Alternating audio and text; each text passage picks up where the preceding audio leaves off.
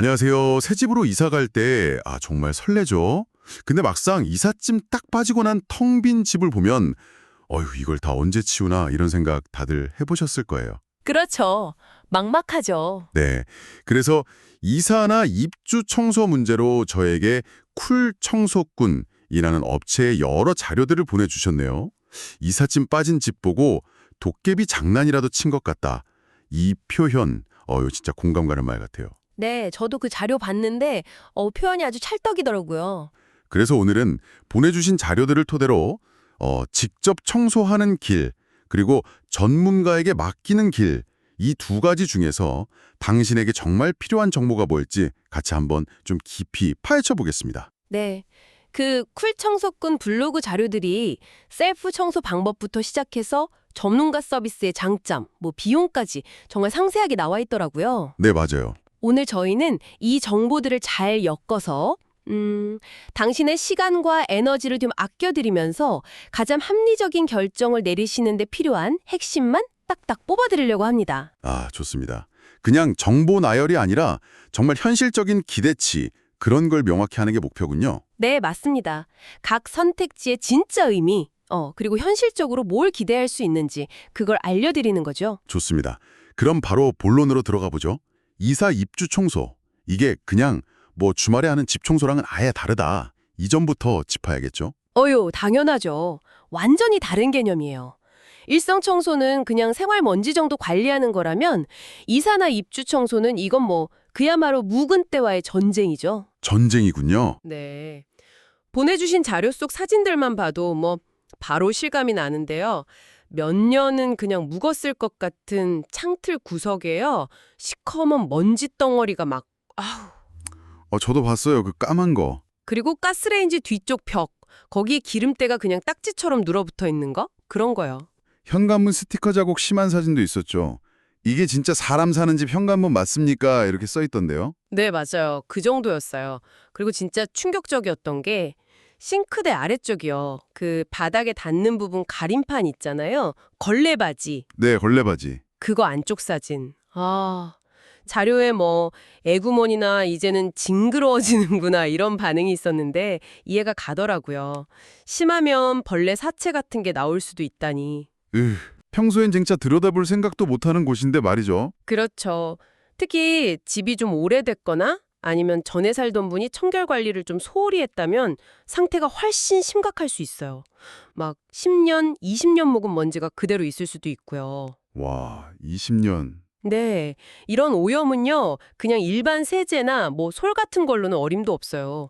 괜히 전문가들이 특수약품이나 고압 세척기 같은 장비를 쓰는 게 아니거든요. 그렇군요. 그러니까 셀프 청소를 생각하신다면 이런 현실적인 어려움부터 딱 인지를 하셔야 돼요. 듣고 보니 내 집인데 내가 직접 해야지 했던 마음이 약간 흔들리는데요. 그렇죠. 그래도 예산 문제도 있고 여러 이유로 직접 해보겠다 하시는 분들을 위해서 자료에서 제일 강조하는 조언은 뭔가요? 가장 중요한 거요. 그건 바로 현실적인 목표 설정입니다. 현실적인 목표. 네, 쿨 청소꾼 자료에서도 이걸 엄청 강조하는데요. 전문가처럼 100% 완벽하게 하겠다. 이런 욕심은 그냥 딱 내려놓고 전문가 청소 결과의 한 50% 수준. 딱 그 정도를 목표로 삼는 게 정신건강에 좋다고 아예 써놨어요. 50% 수준.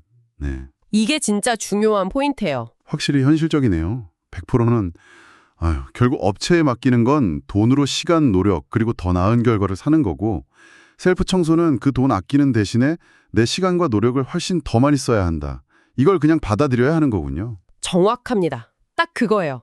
그래서 그 50% 목표를 세우고 좋아, 내가 한다. 결심했다면 이제 전투 준비를 해야죠. 전투 준비요. 하하하. 네, 자료에 나온 준비물 목록이 꽤 길어요. 근데 핵심만 딱 추려보면요. 첫째, 진짜 만능템, 극세사 타월이요. 극세사. 네, 여기저기 정말 많이 쓰니까 이건 최소 10장 이상 넉넉하게 준비하라고 아주 강조를 합니다. 그리고 둘째는 타월을 끼워서 쓸 수 있는 밀대. 그 청소포 끼우는 거 말고요. 걸레 부착하는 거예요. 걸레 부착형 밀대. 네, 그게 더 힘이 잘 들어가죠. 그렇죠. 훨씬 효율적이에요. 세제는요? 그냥 집에 있는 주방 세제 하나로는 안 되겠죠? 그럼요.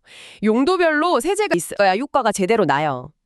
기본 주방 세제는 물론이고 기름때 제거용 강력 세정제, 그 자료에서는 PB1이라고 전문가들이 쓰는 강력 탈취제를 예시로 들더라고요. PB1, 좀 센 건가 보네요. 네, 이게 없다면 시중에 파는 강력한 주방 기름때 제거제라도 준비해야 하고요. 욕실 곰팡이 제거제는 젤 타입, 이게 흘러내리지 않아서 좋다고 하고요. 유리 세정제도 당연히 필요하고요. 젤 타입 곰팡이 제거제. 그거 좋죠. 그리고 틈새 오염 제거할 때 진짜 유용한 거 플라스틱 스크래퍼, 그러니까 헤라라고도 하죠. 이것도 필수예요. 안전장비도 빼놓을 수 없겠죠. 아무래도 약품도 쓰고 하니까. 당연하죠. 고무장갑, 목장갑은 기본이고요. 특히 먼지랑 약품 때문에 분진 마스크는 꼭 쓰셔야 돼요. 필수입니다. 분진 마스크.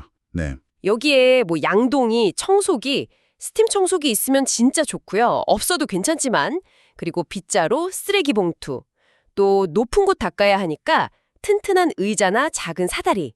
이 정도 갖추면 이제 기본 준비는 된 겁니다. 와, 준비물 챙기는 것만 해도 벌써 일이네요. 그럼 이 장비들로 이제 청소를 시작한다. 그럼 자료에서 특히 강조하는 원칙이나 팁 같은 게 있을까요?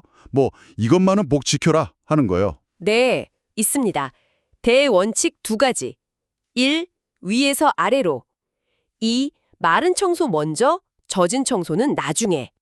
위에서 아래로 마른 거 먼저. 네. 이건 모든 공간 청소의 기본이고요. 그리고 또 중요한 거. 청소 전에 바닥재가 마루인지, 장판인지, 벽지는 또 어떤 소재인지 이걸 꼭 확인해서 손상되지 않게 조심해야 해요. 특히 좀 약하거나 새로 도배한 벽지는 함부로 막 문지르면 안 되고요. 그렇죠, 그렇죠. 벽지 상하면 큰일이죠. 그리고 제일 골치 아픈 곳 중 하나가 창틀 같아요. 거기는 어떻게 해야 할까요? 그리고 자료에서 진짜 강력하게 이거 하지 마세요 하는 게 있다면서요. 네, 맞습니다. 창틀. 일단 기본 순서는 청소기로 큰 먼지 빨아들이고 물티슈로 한번 닦고 젖은 극세사 타월 그리고 마른 극세사 타월. 이 순서인데요. 네. 여기서 쿨 청소꾼 자료가 정말 거의 절대 금지 수준으로 강조하는 게 있어요. 바로 창문을 절대로 분리하지 말라는 겁니다. 창문 분리금지. 왜요? 분리해서 닦으면 더 깨끗할 것 같은데. 이게 안전 문제 때문에 그래요. 보기보다 창문이 엄청나게 무거워요. 무거워요. 네, 특히 오래된 집 창문은 더 그렇고요. 혼자 들거나 잘못 다루다가 떨어뜨리면 유리가 깨지는 건 물론이고 사람이 크게 다칠 수가 있어요. 진짜 위험해요. 그렇군요. 네, 절대 무리하면 안 돼요. 안전이 최우선입니다. 대신에 창틀 구석진 곳은 플라스틱 헤라에 마른 천 같은 걸 감싸서 이렇게 긁어내듯이 닦으면 효과적이고요. 아하. 스팀 청소기 있으면 그걸로 쏘거나 아니면 세정제를 살짝 뿌려서 좀 불렸다가 닦는 방법도 제안하더라고요. 와, 창문 분리는 진짜 위험하군요. 이거는 꼭 기억해야겠네요. 그럼 바닥 청소는요? 바닥은 또 조심해야 할 게 많을 텐데 자료에 엄청 의외의 팁이 있다면서요? 네, 맞아요. 바닥? 일단 소재 확인이 중요하고 함부로 물 청소하면 안 된다는 건 많이들 아실 거예요. 가장 안전한 건 물기를 정말 꽉 짠 타월로 닦고 즉시 마른 타월로 물기를 완벽하게 제거하는 거. 네, 바로바로 닦아내야죠. 근데 여기서 진짜 흥미로운 팁이 나와요. 바로 반드시 차가운 물을 사용하라는 겁니다. 차가운 물이요. 보통 때를 불리려면 뜨거운 물 쓰지 않나요? 왜죠? 저도 그게 좀 의아했는데 자료 설명이 이래요. 뜨거운 물로 바닥을 닦으면 오히려 그 바닥재 사이 틈새나 시공할 때 쓴 접착제 같은 데서 습기랑 열 때문에 역한 냄새가 올라올 수 있다는 거예요. 헐, 정말요? 냄새가요? 네, 깨끗하게 하려다가 오히려 냄새를 유발할 수 있다니. 이거 정말 의외죠. 야, 이건 진짜 몰랐던 사실인데요. 차가운 물 사용. 이거 꼭 기억해야겠습니다. 그럼 욕실은요? 욕실은 온갖 종류의 때가 다 모여 있잖아요. 여기는 어떤 전략이 필요할까요? 욕실은 아시다시피 타일, 도기, 스테인리스, 유리, 재질이 엄청 다양하잖아요. 그래서 각각에 좀 맞는 접근이 필요해요. 특히 골칫거리엔 곰팡이. 이건 청소 시작하기 전에 젤 타입 제거제를 미리 싹 발라두고 한 2시간에서 4시간 정도 충분히 불려두는 게 효과적이라고 하고요. 미리 발라놓고 다른 데 먼저 하고. 네. 그리고 여기서 셀프 청소의 핵심 전략이 또 나옵니다. 핵심 전략이요? 욕실에도요? 네, 뭐냐면 셀프로 할 때는 전문가처럼 막 수전이나 거울을 반짝반짝하게 광내는데 너무 힘 빼리 말라는 거예요. 아, 광내기 포기. 그렇죠. 그보다는 평소에 손이 잘 안 갔던 곳들, 예를 들면 세면대 아래 배수관 주변에 낀 묵은 때나 변기 뒤편 구석처럼 잘 보이지도 않고 청소하기 껄끄러운 곳들 있잖아요. 네네, 있죠. 그런데 오염 제거에 집중하는 게 오히려 셀프 청소 만족도를 훨씬 더 높여준다는 거죠. 아, 그것도 진짜 일리 있네요. 괜히 광내려다 지치느니 정말 더러웠던 곳 깨끗해진 거 보면 훨씬 뿌듯할 것 같아요. 그렇죠. 그리고 막 유리 물때 제거한다고 날카로운 칼날 달린 헤라 같은 거 잘못 쓰면 유리에 쫙 흠집 날 수 있으니까 그것도 엄청 조심해야 한다고 경고하고 있고요. 네, 조심해야죠. 자, 그럼 마지막으로 주방입니다. 여기가 진짜 기름때와의 전쟁터인데 여기서는 어떤 점을 강조하나요? 주방은 뭐 역시 기름때 제거가 핵심이죠. 상부장, 하부장 문 열고 안쪽 먼지 닦아내는데 여기서도 중요한 점, 전문가가 아니니까 선반이나 문짝을 굳이 분해하지 말라고 조언해요. 아, 분해하지 말라. 네, 잘못하면 막 파손되거나 나중에 문이 잘 안 맞고 그럴 수 있거든요. 그냥 젖은 타월로 안쪽 먼지를 바깥으로 이렇게 쓸어내듯이 닦고 마른 타월로 마무리. 순서는 당연히 위쪽, 상부장 먼저 하고 아래쪽, 하부장으로. 아까 그 충격적이었던 싱크대 및 걸레바지 안쪽, 거기는요? 그것도 셀프로 해야 하나요? 아, 걸레바지. 거기는 플라스틱 헤라 같은 걸로 살짝 당겨봐서 이게 쉽게 빠진다 싶을 때만 조심스럽게 열고 내부를 청소하려고 되어 있어요. 쉽게 빠질 때만. 네.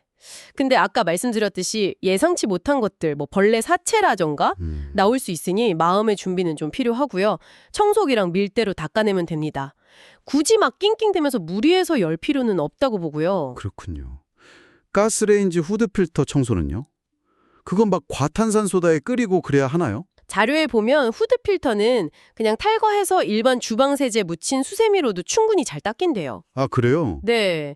상태가 진짜 아주 심각한 게 아니라면 굳이 과탄산소다 쓸 필요 없다고 해요.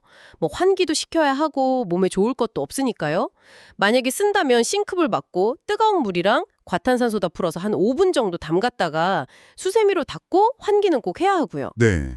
가스레인지 상판은 가스관 건드리지 않게 조심하면서 위주로 닦고 하부는 렌즈를 살짝 들어서 그 안쪽을 닦아주는 게 좋다고 하고요. 와, 진짜 셀프 청소. 이거 보통 각오로는 안 되겠네요. 준비물부터 과정까지 듣기만 해도 시간과 노력이 정말 엄청나게 들 거라는 게 그냥 막 느껴집니다. 그렇죠. 이러니까 많은 분들이 결국 그냥 전문가 부르자 이렇게 되는 거겠죠. 네, 바로 그 지점이죠. 전문 업체에 맡겼을 때 얻는 가장 확실한 가치. 이건 뭐 단연 시간과 육체 노동력의 절약이죠. 그게 제일 크죠. 네. 그리고 셀프로는 도달하기 어려운 아까 말한 그 나머지 50%의 청소 퀄리티, 이걸 기대할 수 있다는 거. 전문가들은 그냥 열심히만 하는 게 아니라 오염 종류나 재질에 딱 맞는 약품, 장비, 그리고 그동안 쌓인 노하우가 있으니까요. 특히 셀프로는 정말 엄두가 안 나거나 아니면 아무리 해도 잘 안 지워지는 그런 찌든 때들 있잖아요. 아까 말한 현관문 스티커 자국이라든지 창틀 아주 깊숙한 곳에 낀 묵은 먼지 같은 거요. 이런 걸 효과적으로 처리해준다는데 크겠네요. 맞습니다. 그리고 또 우리가 놓치기 쉬운 곳들, 혹은 뭐 알면서도 청소하기 좀 껄끄러운 그런 숨겨진 공간들까지 알아서 관리해준다는 장점도 무시 못해요. 예를 들면요. 예를 들어서 북박이장이 있다면 그 안에 선반이나 서랍을 다 분리해서 그 안쪽 먼지까지 싹 닦아준다거나 와, 싱크대 하부 걸레바지를 열어서 그 내부 바닥이랑 배수관 주변까지 깨끗하게 청소해주는 거, 이런 거요. 이런 부분은 셀프로 하려면 진짜 큰맘 먹어야 하거든요. 와, 진짜 그런 곳까지 다 해준다면 속이 다 시원할 것 같습니다. 필요하면 뭐 추가 비용 내고 소독이나 피톤치드 분사 같은 것도 받을 수 있고요. 자, 그럼 가장 현실적인 문제. 비용, 돈이죠. 어느 정도 예상해야 할까요? 그 보내주신 쿨 청소꾼 자료 기준으로요. 네, 비용. 보통 평당 단가로 계산하는데요. 1평이 대략 3.3제곱미터 정도 되죠. 쿨 청소꾼 기준으로 보면 입주 청소나 이사 청소는 평당 11,000원. 평당 11,000원? 네. 그리고 최소 비용이 23만 원으로 책정되어 있어요. 그러니까 집 크기가 아무리 작아도 최소 이 금액은 나온다는 거죠. 아, 최소 금액이 있군요. 그럼 짐이 있는 상태에서 하는 거주 청소는 더 비싸겠죠, 아무래도. 네, 맞습니다. 그건 작업이 더 까다로워서 평당 13,000원이고요. 최소 비용은 똑같이 23만 원이에요. 원룸은 조금 달라서 평당 10,000원에 최소 비용은 18만 원 수준이고요. 네. 이 업체 같은 경우는 하청을 안 주고 직접 서비스를 해서 중간 마진이 없기 때문에 비교적 저렴한 편이다. 이렇게 주장하고 있으니 참고하시면 좋을 것 같고요. 아, 직영으로 해서? 네. 근데 정확한 비용은 집 상태나 구조에 따라서 조금씩 달라질 수 있으니까 직접 전화 상담을 받아보고 예약하는 게 가장 확실하다고 안내하고 있더라고요. 그렇죠. 그리고 뭐 광고 같은 데 보면 줄눈 시공이나 에어컨 청소 이런 거 같이 해준다고 하는데 대부분 별도 비용이라는 점도 꼭 확인해야겠고요. 네, 맞습니다. 그거 기본 청소 범위에 포함 안 되는 경우가 많으니까요. 꼼꼼하게 체크하셔야 돼요. 자, 그럼 이제 최종 정리를 좀 해볼 시간입니다. 이 모든 정보를 다 들어봤을 때 당신은 어떤 선택을 하는 것이 좋을까요?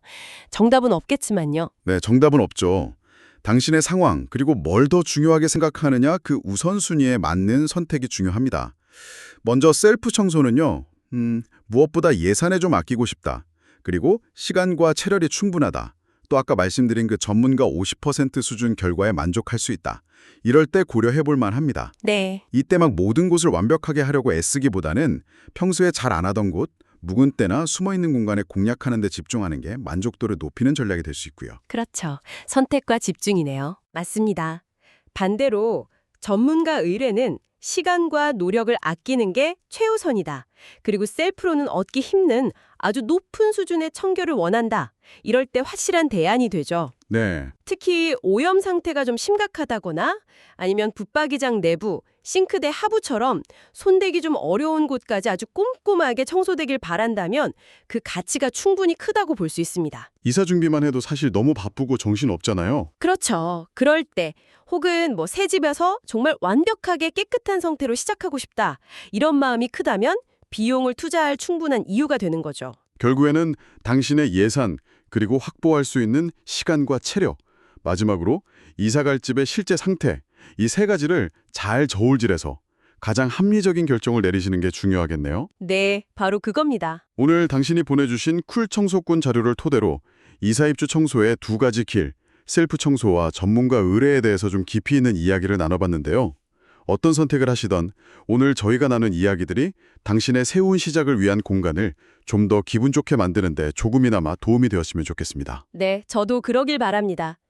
마지막으로 이런 생각을 한번 해보시면 어떨까? 이렇게 제안하면서 마무리하고 싶은데요. 네, 어떤 생각인가요? 이 입주 청소라는 행위가요. 단순히 먼지를 닦아내는 그런 물리적인 노동을 넘어서서 어쩌면 그 공간에 남아있는 이전 사람의 흔적을 지우고 온전히 나의 공간으로 받아들이는 과정. 뭐랄까 일종의 심리적인 의식 같은 건 아닐까 하는 점입니다. 청소가 갖는 심리적인 의미, 그것까지 생각해 볼 수 있겠네요. 네. 내가 직접 땀 흘리면서 공간 구석구석을 막 쓸고 닦으면서 그 공간과 교감하는 경험, 셀프 청소, 이게 중요할 수도 있고요. 아니면 전문가의 손길로 그냥 완벽하게 싹 리셋된 공간을 딱 마주하면서 얻는 상쾌함, 만족감, 전문가 의뢰, 이게 더 클 수도 있겠죠. 네, 어떤 방식이든요. 네, 어떤 청소 방식을 선택하시든 그 과정 자체가 당신에게 어떤 의미를 주는지 한 번쯤 생각해 보시는 것도 새로운 시작을 앞두고 꽤 의미 있는 시간이 되지 않을까 싶습니다. 좋은 질문이네요. 당신의 새로운 공간에서의 시작, 저희도 함께 응원하겠습니다. 오늘 이야기는 여기까지 나누겠습니다.